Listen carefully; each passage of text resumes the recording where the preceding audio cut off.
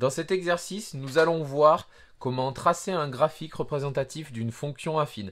Pour commencer, on rappelle que les fonctions affines ont des représentations graphiques particulières car elles sont forcément représentées par des droites. À partir du moment où on se souvient de ça, on sait que pour tracer une droite, il suffit de connaître deux points par lesquels passe cette droite et ça rend le tracé unique.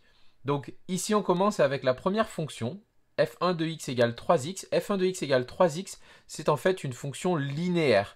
Linéaire, donc elle a la particularité supplémentaire de passer par l'origine du repère. Ça vient du fait que f1 de 0 égale 3 fois 0 égale 0. Donc on sait que notre droite va passer par ce point-là. Il suffit ensuite de calculer l'image d'un deuxième point. Par exemple, calculer l'image de 1.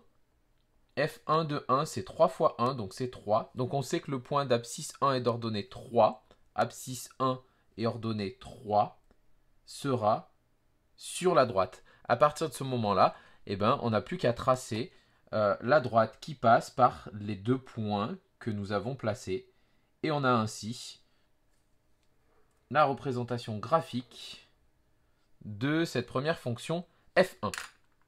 Ensuite, pour la deuxième fonction, c'est une fonction affine de coefficient moins 2 et d'ordonnée à l'origine 7. Donc ça veut dire que ordonnée à l'origine, f2 de 0, c'est moins 2 fois 0, c'est-à-dire 7. Donc on sait que pour x égale 0, notre fonction va forcément passer par le point de coordonnées 0, 7. Il suffit ensuite de calculer un deuxième point. Encore une fois, on peut calculer f2 de 1. f2 de 1, ça fait moins 2 plus 7, c'est-à-dire 5. Donc pour x égale 1, notre droite va passer par ce point-là. Et donc ici, on a une droite qui passe par ces deux points-là. On a, au passage, on peut remarquer que notre droite va décroître. C'est logique, on a un coefficient directeur ici de la droite qui est moins 2. Donc chaque fois qu'on avance de 1, on descend de 2. Ensuite, pour la troisième fonction, on a un coefficient directeur qui est de 0,5 et une ordonnée à l'origine qui est 4. Donc encore une fois, on sait qu'on va pouvoir démarrer pour x égale 0 à y égale 4. Et puis ensuite, on va avoir une pente de 1,5. Ce qui revient à dire qu'à chaque fois qu'on avance de 1, on monte de 1,5.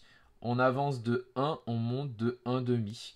En fait, on peut aussi le trouver par le calcul en notant que f3 de 2, par exemple, c'est 0,5 fois 2, donc 1 plus 4, 5. Donc pour x égale 2, l'ordonnée sera 5. Donc on a des points ici. Et on peut tracer, encore une fois, le plus précisément possible, la droite qui passe par les trois points que nous avons placés. Dernière possibilité, f4 de x égale 6. On se rend compte que peu importe la valeur de x, le résultat sera toujours 6.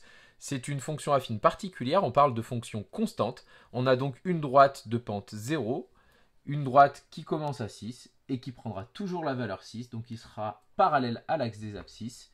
Et donc on peut la tracer ainsi.